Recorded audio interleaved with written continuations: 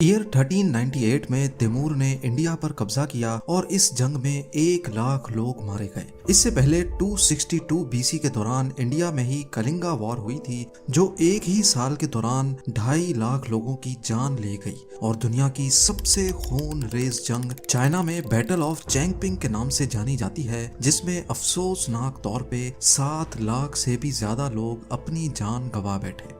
इंसानों की हिस्ट्री में झांका जाए तो पिछले 5000 सालों में करीब 10,624 अलग अलग बैटल्स लड़ी जा चुकी हैं। इनमें से ज्यादातर बैटल्स या जंगों का सिर्फ एक ही मकसद रहा है और वो है ज्यादा से ज्यादा जमीन पर कब्जा करना।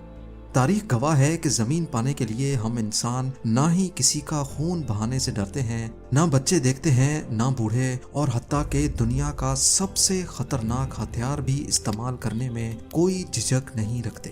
पर इसी सब के बीच जमीन का एक ऐसा टुकड़ा भी है जो हर 6 महीने में बगैर किसी खून खराबे के एक भी गोली चले बगैर अपनी कंट्री चेंज करता है।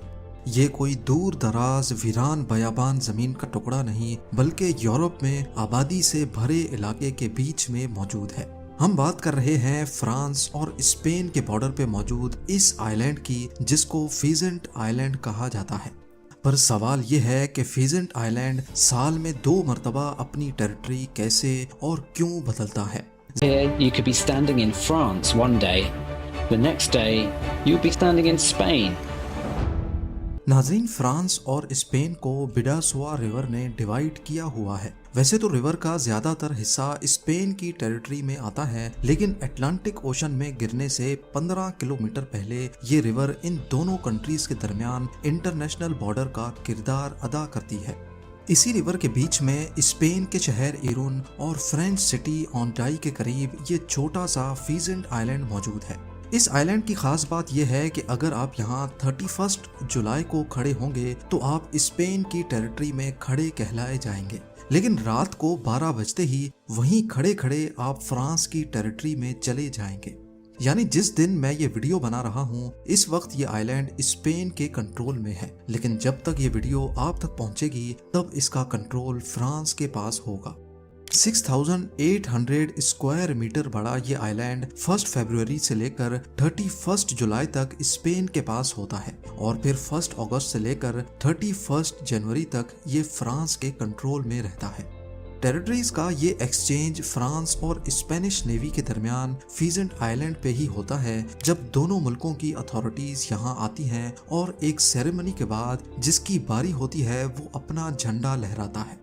फीजेंट आइलैंड की ये एक्सचेंज सेरेमनी पिछले 170 सालों से ऐसे ही चलती आ रही है।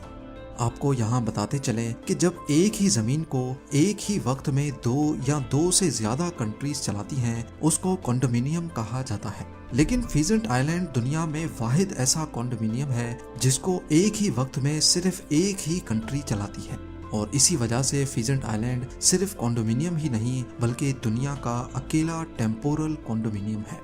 बॉर्डर्स का ये एक्सचेंज होता तो बिना किसी खून खराबे के है, लेकिन ऐसा होता क्यों है, ये दास्तान इतिहास के जिन कागजों पर लिखी है उनको भी खून ने रंगा हुआ है।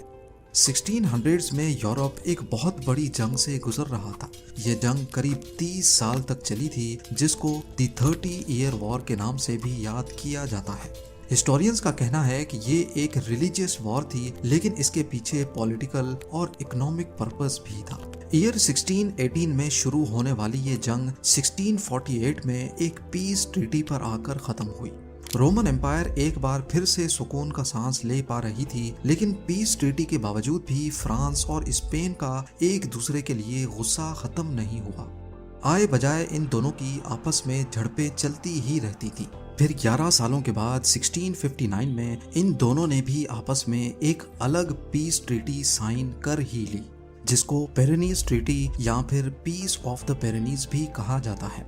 मैप पे देखा जाए तो पेरेनीज एक बहुत बड़ी माउंटेन रेंज है जो स्पेन और फ्रांस को 2 हिस्सों में डिवाइड करती है। इसी माउंटेन रेंज के नाम पे इस पीस ट्रीटी का नाम रखा गया था। पेरेनीज पीस एग्रीमेंट फ्रेंच और स्पेनिश किंगडम्स के दरमियान 3 महीने और 24 कॉन्फ्रेंसेस के नतीजे में हुआ था। ये कॉन्फ्रेंसेस कहीं और नहीं बल्कि बिडासोआ रिवर पे मौजूद इसी फीजेंट आइलैंड पे ही हुई थी। इस पीस एग्रीमेंट की खुशी में स्पेनिश प्रिंसेस और फ्रेंच किंग की शादी की गई, जिसकी सेरेमनी भी फिजेंट आइलैंड पे ही की गई थी। हालांकि फिजेंट आइलैंड पर ना अभी कोई ब्रिज है और ना ही पहले कोई परमानेंट ब्रिज था, लेकिन इस रॉयल वेडिंग के लिए बोट्स के ऊपर टेम्पररी ब्रिज बनाया गया था जो कुछ इस तरह दिखता है। उस दिन के बाद से दोनों किंगडम्स में जो भी रॉयल वेडिंग होती थी उसको फिजेंट आइलैंड पे ही करवाया जाने लगा। दोनों किंगडम्स के लिए ये आइलैंड एक पीस का, अमन का, शांति का सिंबल बन चुका था। पर इस पेरेनीज पीस एग्रीमेंट में फिजेंट आइलैंड की कस्टडी के बारे में कोई चीज तय नहीं हुई थी। अगले 200 सालों तक इस आइलैंड पर फ्रांस और स्पेन दोनों का इक्वली कंट्रोल था।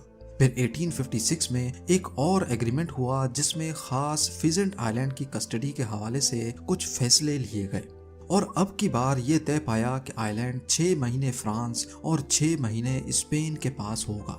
तब से लेकर इस आइलैंड की अदला बदली का सिलसिला चलता ही आ रहा है। ये शायद ही दुनिया का वाहिद हिस्सा है जो पिछले 170 सालों में 340 मरतबा अपनी सॉवरेनिटी चेंज कर चुका है। आज पूरा यूरोप हर तरह से आज़ाद तो है, लेकिन फिजेंट आइलैंड और इस पे बना ये मॉन्यूमेंट पास्ट में हुई तलखियों की याद दिलाता है।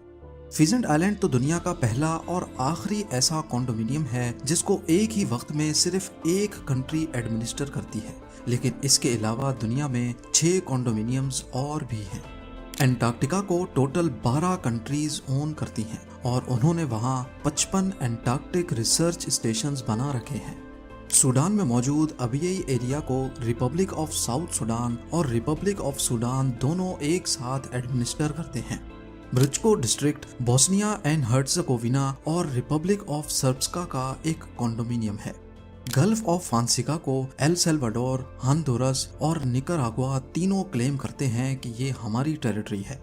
कोलंबिया और जमाइका कैरेबियन सी के इस हिस्से को आपस में शेयर करते हैं। क्या है कि जिन कंट्रीज पर समंदर लगता है उनके पास समंदर का 200 नॉटिकल माइल्स का एरिया होता है, जिसको एक्सक्लूसिव इकोनॉमिक जोन कहते हैं। कोलंबिया और जमाइका क्योंकि आपस में करीब हैं, इसी वजह से इनका इकोनॉमिक जोन आपस में ओवरलैप कर रहा था। तभी उन्होंने फैसला किया कि बीच के पूरे कैरेबियन सी पर दोनों का हक होगा। लेक कॉन्स्टेंस पर ऑस्ट्रिया, जर्मनी और स्विट्जरलैंड तीनों का राज है। और आखिर में मोजिल रिवर, इसमें मौजूद ब्रिजेस और 15 के करीब छोटे आइलैंड्स को फ्रांस, जर्मनी और लग्जमबर्ग ने मिलकर कॉन्डोमिनियम डिक्लेयर किया हुआ है। और आप लोग भरपूर लाइक और शेयर करेंगे। आप लोगों के प्यार भरे कमेंट्स का बेहद शुक्रिया। मिलते हैं अगली शानदार वीडियो में।